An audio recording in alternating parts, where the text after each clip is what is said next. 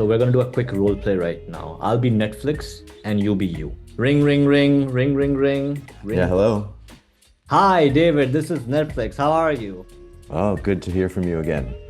Listen, David. The new season of Black Mirror isn't scary enough. We need you, and we're thinking of doing a sequel. Probably need to do a limited series to cover multiple topics. So a topic on Doge, an episode on Palantir. Also, we're considering casting this kid Shoki Izzat in the documentary. Thoughts? So, do you think that it's perhaps time for such a thing as a digital constitution? For the first time in my life, I've heard scholars seriously talk about the need for the US Constitution to be rewritten because it is not, they might say that it's not surviving. Professor, if Cambridge Analytica could manipulate elections with Facebook likes and could gain a profit from it, what could a bad actor do now with AI that generates fake videos, fake humans, fake everything? I'm asking this not because I'm concerned about humanity, but because my summer internship search isn't going great and I need to start considering alternative business ventures.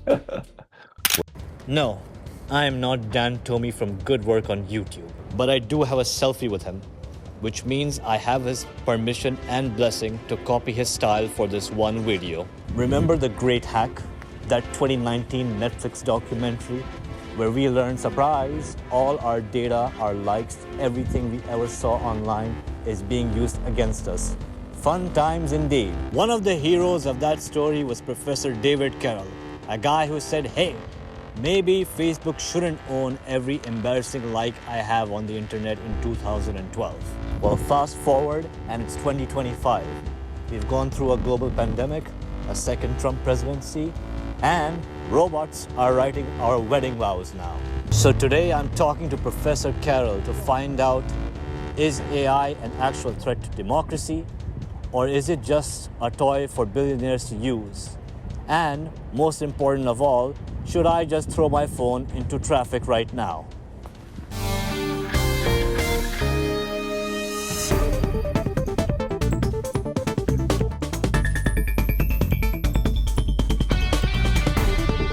How are you, sir? I'm all right, thanks. How are you doing today? Of I'm doing well. Thank you so much for entertaining this call. course, anytime. So, today I want to revisit the conversation you started about technology and democracy in the documentary, but through the lens of the AI apocalypse we seem to be speed running towards. So, my first question is a throwback to something you said in the documentary. So, in The Great Hack, you said, and I might be paraphrasing a little bit, after the 2016 election, you felt like the worst case scenario had already happened with technology. Here we are now, AI everywhere. So, do you think you spoke a little too soon, or how would you describe the scenario we're at right now? Yeah, I think it's continued to be a reliable, unfortunately, strategy to consider worst case scenarios in terms of trying to predict the immediate near future, because we've just seen that that's the trend. That the optimism often falls way to pessimism, and especially when the struggle to achieve a more well-regulated tech business has seriously faltered. Whereas, if this interview had been conducted in a different year earlier, I might be more optimistic about the potential for regulatory response to rebalance and recalibrate power and to better enable rights.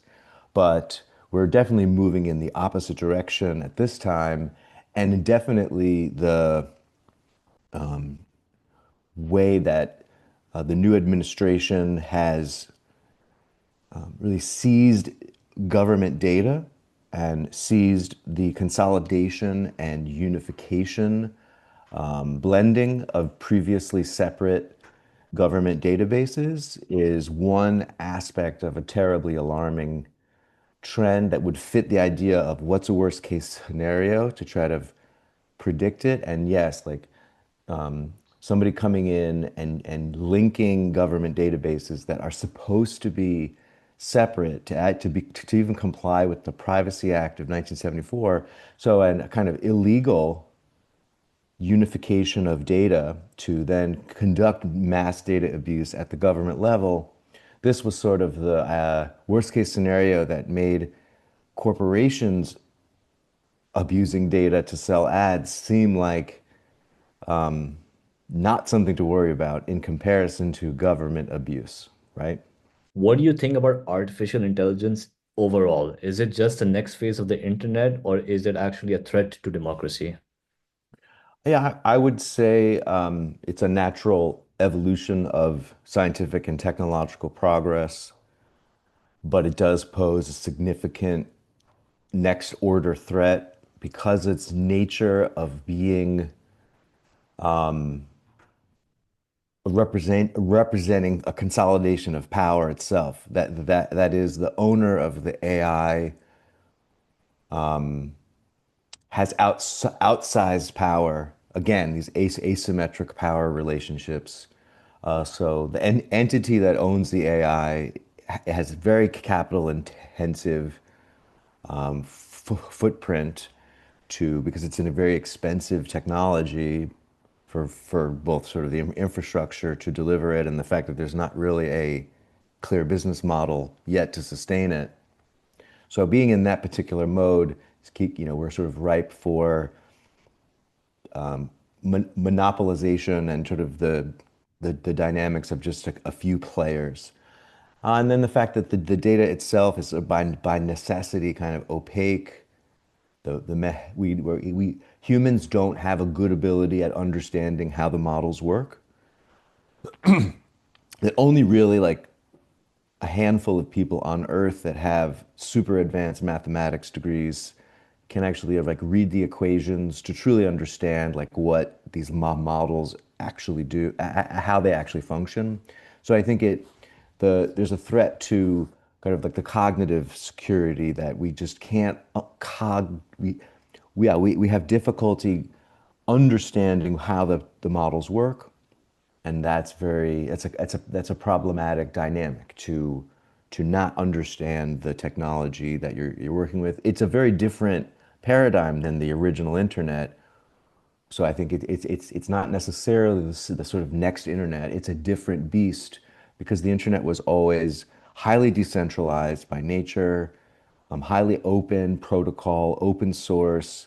It was diffused technological power. It was the power of millions of servers connected together, open protocols, open data, view source culture. You can look at the HTML and the JavaScript.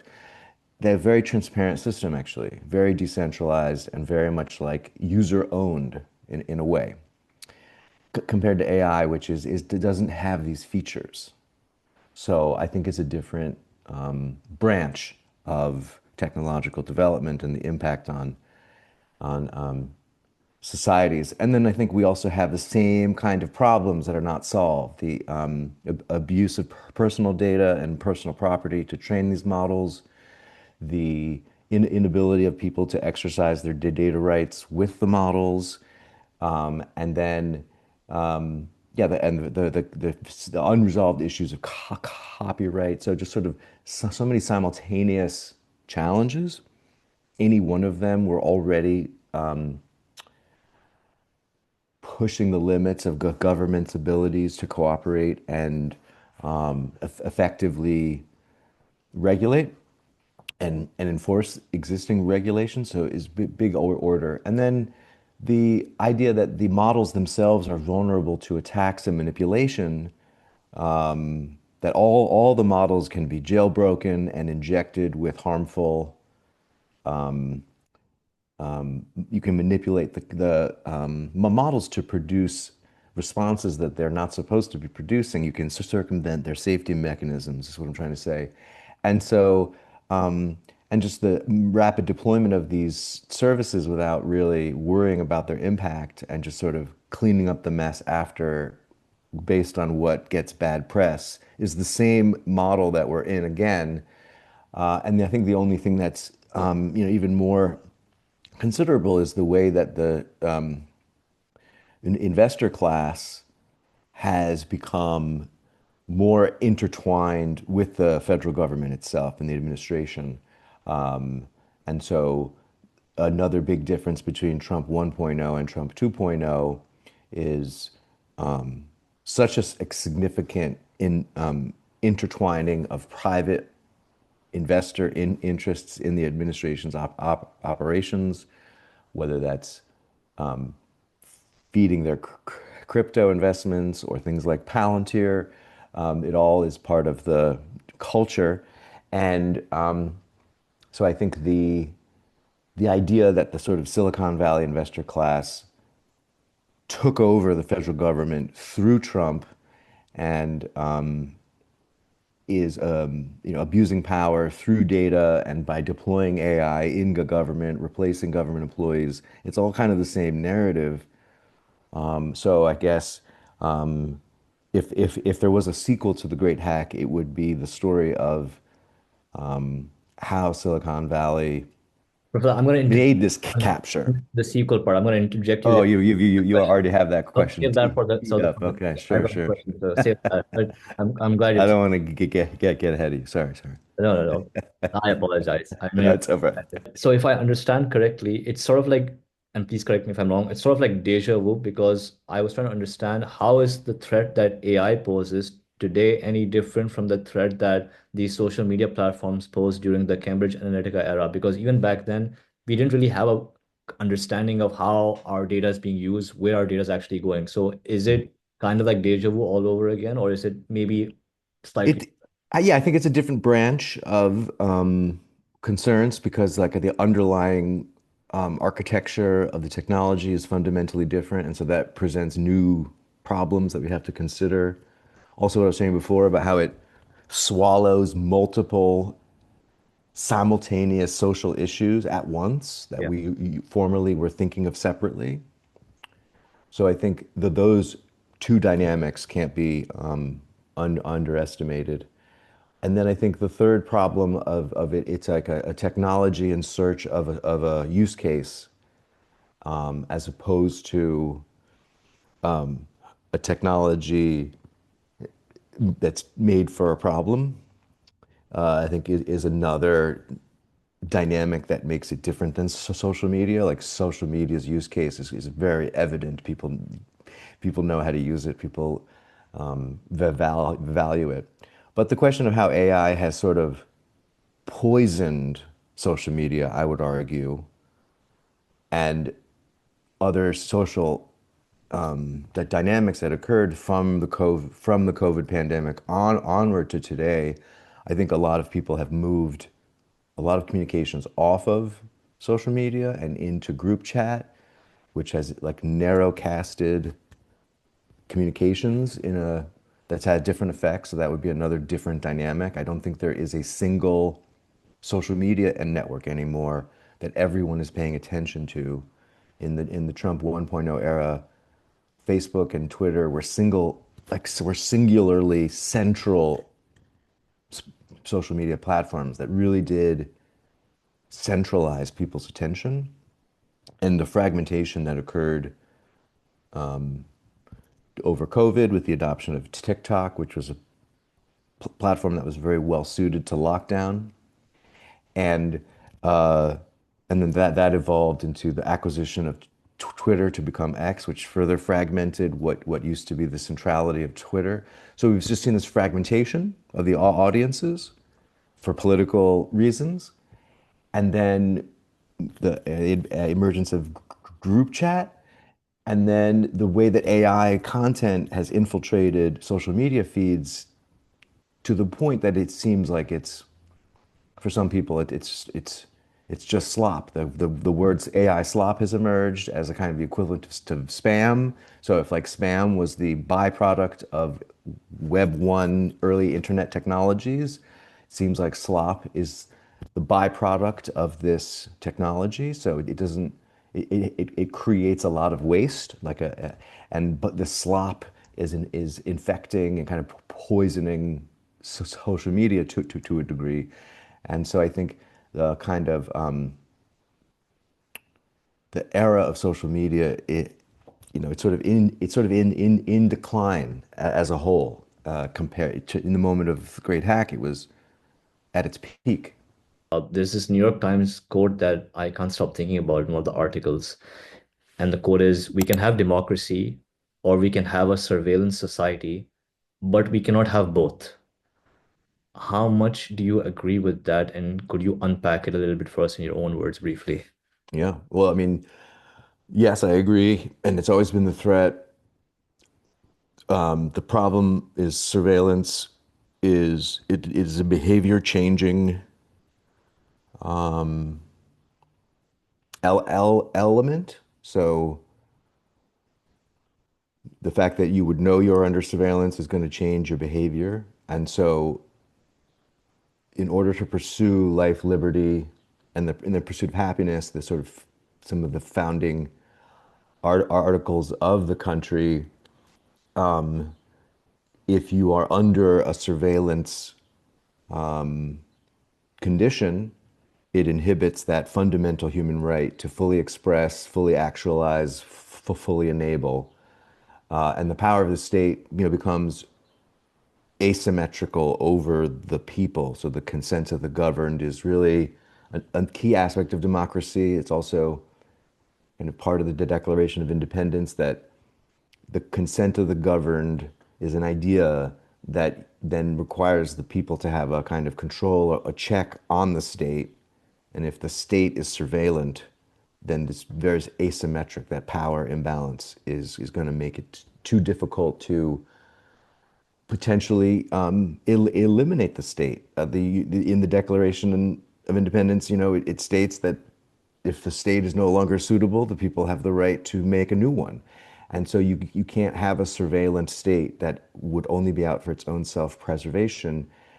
So in the sort of most extreme case, like the people could not overturn it if necessary. There could not be a people's revolution to ensure democracy. So it's sort of very philosophical, more than technical, and but the technical implementation is very important to understand. And so I think because we've moved into a accelerated pace of government surveillance, where we were concerned about commercial surveillance in the prior era, this question becomes the much more important than before. Professor, like democracy is rooted in expression, and much of the expression that we see happens, particularly among the youth in academic institutions like universities and colleges. But lately, we've been seeing stories about student visas getting revoked over these expressions, in the form of tweets, protests, or even on-campus newspaper op-eds. I shared like a 10-second video with you, which was like a joke I made. I don't know if I saw it. Yep, I don't know if you had a chance to see it, but I did. although people enjoyed that joke, I was being asked to take it down because it was being reported that AI tools are being used to monitor student activity. There were four international students from our own university who had their visas revoked. And in the last 48 hours, even though it has been reported that a lot of these visas are being reinstated, all this points to a much greater question, which is, are universities still sacred spaces for debate and discussion anymore? What position do they have in today's democracy? And the most important question of all, should I just never post jokes again if I want to stay in school? Hmm. Well, unfortunately, the new administration has chilled freedom of speech and has challenged numerous amendments to the Constitution and has acted in a anti-constitutional manner. For example, ignoring unanimous Supreme Court rulings and generally acting to as a with an eye towards authoritarianism and withdrawing the United States from the world, whether it be through tariffs or through intimidation through travel, and not only cracking down on illegal immigration, but simultaneously cracking down on legal immigration and using anti-Semitism in a illegitimate, dishonest manner. So the universities are starting to coalesce and develop mechanisms to unify and band together to prevent the attacks from causing significant harm, a kind of, and that's, you know, unprecedented because none of this has ever happened before. It is, it's always been my understanding as an American that visitors to the country enjoyed the same constitutional protections in many ways, if only, if not in true law, at least in spirit, to allow the open society that seemed to be undergirding everything. And I would say because of, yeah, because of the use of AI tools, which are very unreliable by their very nature, um, being deployed and and will make incredible mistakes. And so it isn't just the kind of haphazard velocity with which these tactics are being deployed, but the kind of false positive rate that comes with the technology. Anyone who understands how LLMs work will get a sense of why they produce falsifications and hallucinations and generate things that aren't true because they're not a search engine, even though people use them that way. So that same dynamic is going to, when applied to government administrative procedures, is going to yield innocent people, lives being turned upside down. So I think, unfortunately, there is a need for new vigilance and protections and defense. And we've wondered, like, what Americans can learn from people who come from from authoritarian states, places that aren't open societies that don't have First Amendment protections. How do people protect themselves and find ways to circumvent the oppressor? And those kinds of real world strategies are things that people have to learn because we haven't had to be good at that. So, so like figuring out how to be a dissident differently, I guess is the question. We only know how to be completely literal and critical and be able to make jokes about whatever we want or very serious statements about whatever we want. And unfortunately, there's even threats of citizens being prosecuted, persecuted in illegal, unconstitutional ways. So it isn't just citizenship that could be a factor. And I was, you know, just as I was scrolling through the news before this, I was, you know, seeing that the White House press secretary, you know, wouldn't rule out arresting Supreme Court judges. So there's a rhetoric of extreme anti-democratic conduct, and they're pushing the limit as far as they can go. So I would say until the momentum changes, then I think people need to be realistic about what's happening, and to understand that I've heard this on the radio as well, that in some ways the final check on the power of the president is the bond market. That once the Supreme Court fails, the Constitution fails, once, you know, there's no more accountability within the political system, then the economic system takes over and the stock market. But really, what's under the stock market is the bond market, and the fall of the bond market was the only thing that really made the president change his mind on tariffs. And so you're going to see just economic calamity as the last check on power here. So I think you have to really see things in a macro economic, macro global power struggle, and the dynamics of Doge and ICE and these confluent factors, the deployment of Palantir, etc. These are all very concerning, and this is all back to what you were saying before. This is all like worst case scenario things, and it does harken back to in the first Trump when I allowed myself to think of the absolute most fearful outcomes that didn't occur during the first administration are occurring now. So I shouldn't make any jokes, is what you're saying. Well, I think you have to learn how to make a joke much more subversive. Okay. Did you find And it funny though, or no? That's all I want to know. I mean, my son, uses consumes the YouTube Shorts format, so I'm trying to imagine it appearing on his feed and how he might respond to. He's an 11-year-old. He might get the joke. So So that kind of hurt, Professor. You like the 11 the joke. If the joke was for 11-year-olds, that would be funny. Okay, I'll move on. no, well, I mean, just like the medium, like I'm a McLuhanist, so the medium is the message. So the first thing I look at is, well, what's the medium here, and and as I said, the social media fragmentation theory that different people are looking at different platforms. No one's looking at the same one anymore.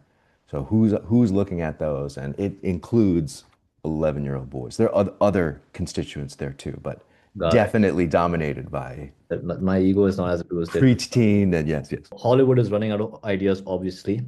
So we're gonna do a quick role play right now. I'll be Netflix and you be you. Okay. Hmm. Ring, ring, ring, ring, ring, ring, Yeah, ring. hello. Hi, David. This is Netflix. How are you? Oh, good to hear from you again.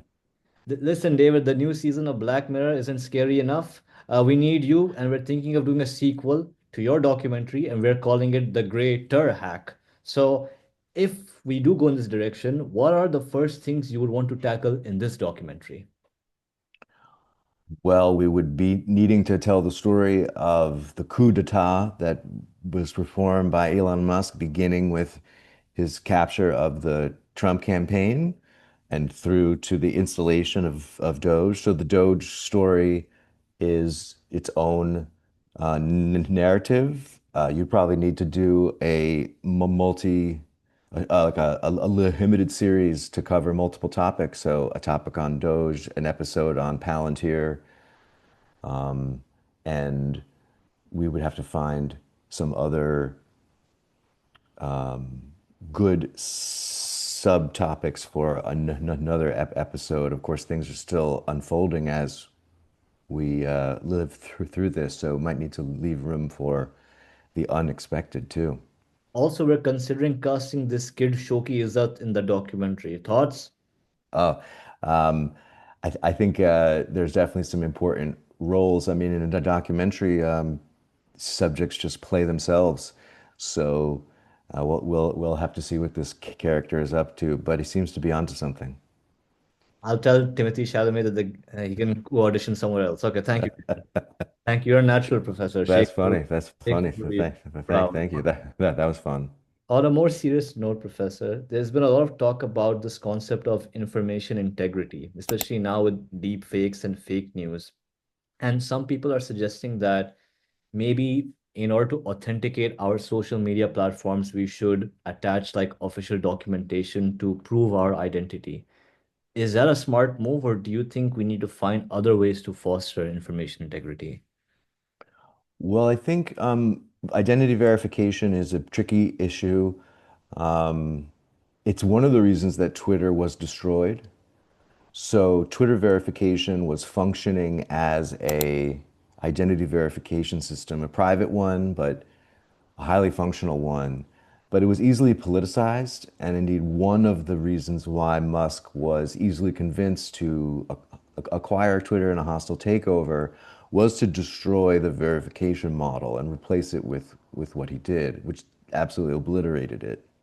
It's interesting that the model is starting to resurface on some of the new social platforms that appeared in the wake of that takeover, such as Blue Sky. Blue Sky is starting to deploy a second generation checkmark verification model.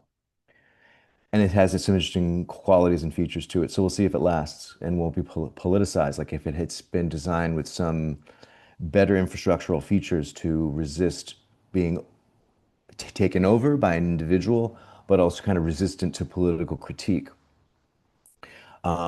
So I think it's an ongoing problem. It's very much kind of a socio-technical problem to solve.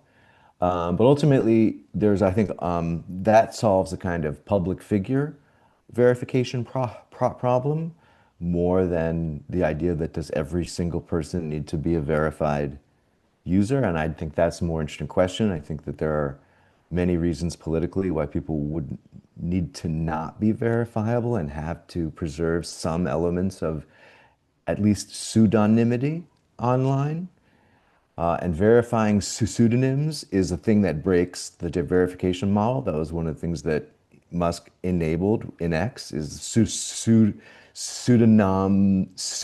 verified pseudonyms, which to me is like an oxymoron.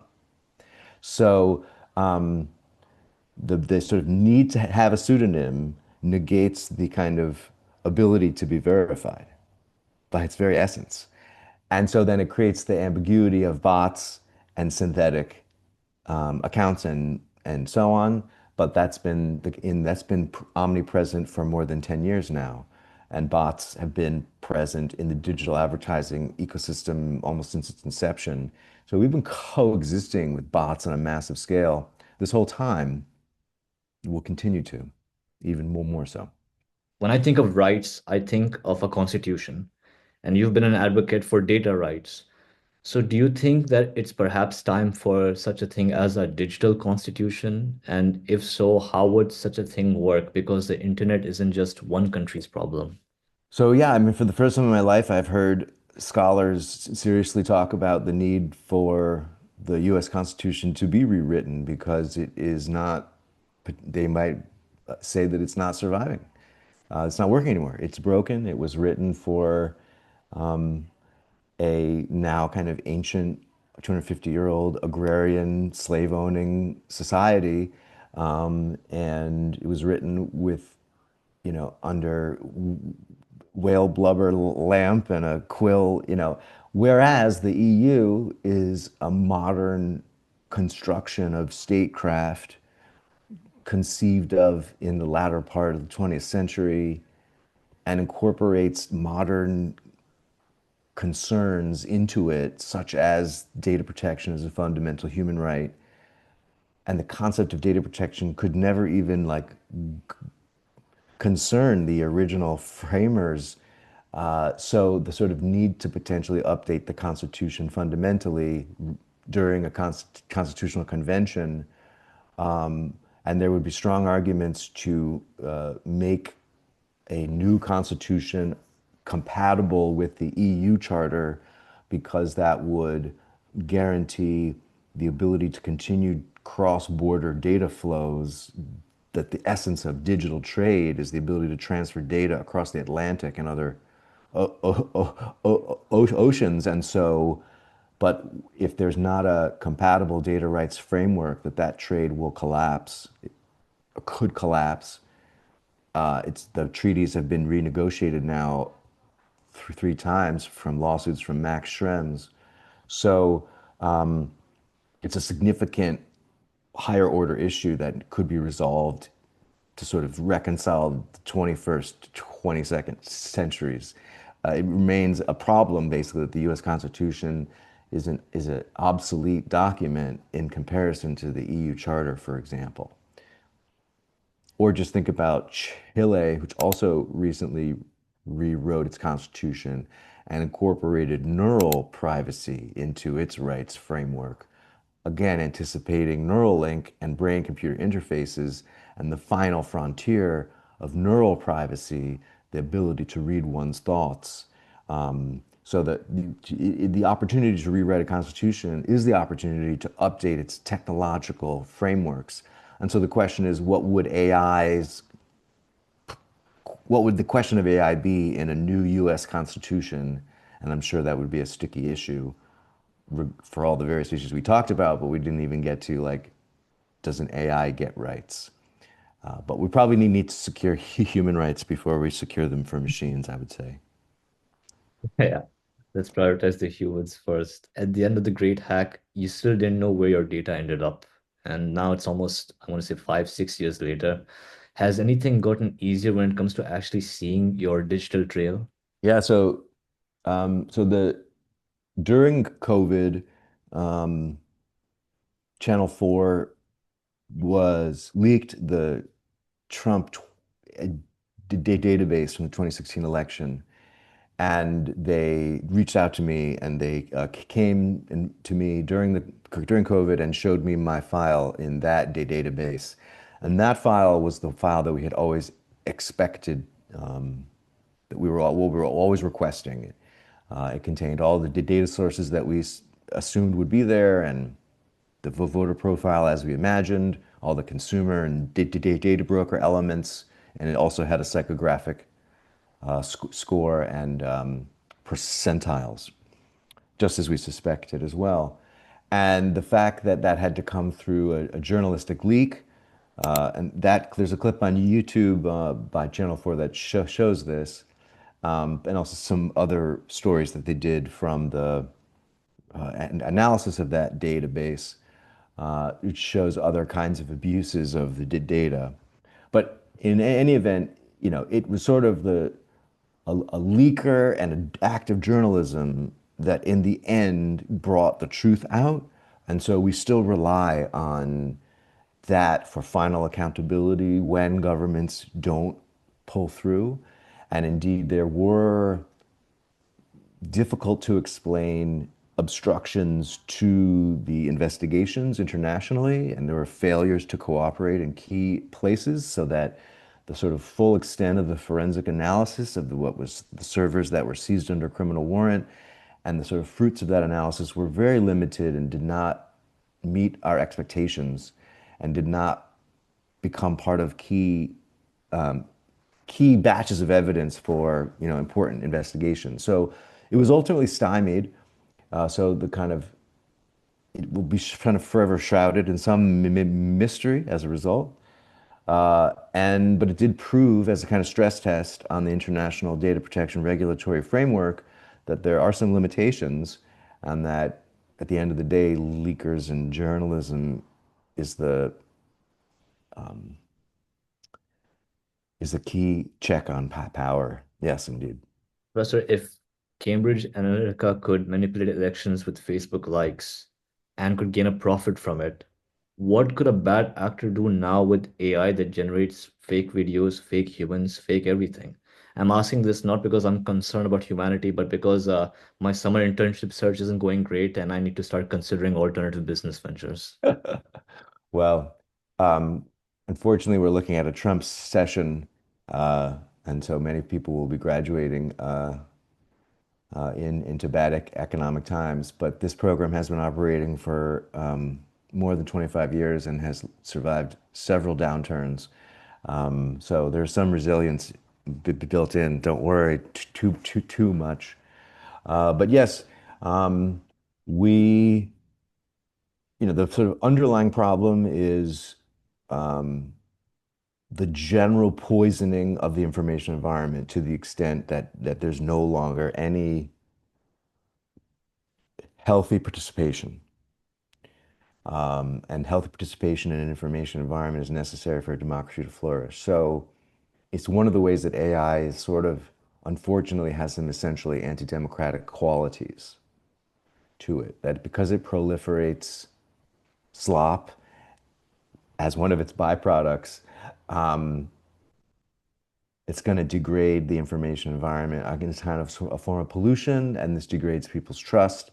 They don't know what to believe. They don't know. They tune everything out. And I mean, you anecdotally hear this from people. They've lost their ability to understand the notion of truth. It's been corroded so deeply. So I think that's really it necessitates the restoration of our ability to even have a truthful, healthy discourse. But I think we'll look in the future. We'll look at the year, maybe 2022, 2023. I'm not sure, as the kind of the year when AI sort of if there's kind of like, BC, AD, before Christ, like this kind of like moment in Yeah, which like the before times and the after times in yeah. which like everything is kind of polluted thereon after, and we lost the kind of key integrity. But obviously there are some positive uses of these tools and technologies, and I'm not 100% anti-AI. There's obviously parts that are incorporated into our life already in many ways that we benefit from. So I would say, yes, there are like specialized uses of AI that are probably beneficial for humanity, but the general purpose one, I'm very skeptical of. Professor, 2028 is just around the corner. Yeah. And you talked about the whole AI slop. Do you think AI slop is most alarming thing that concerns you and is what will be weaponized in the next US election?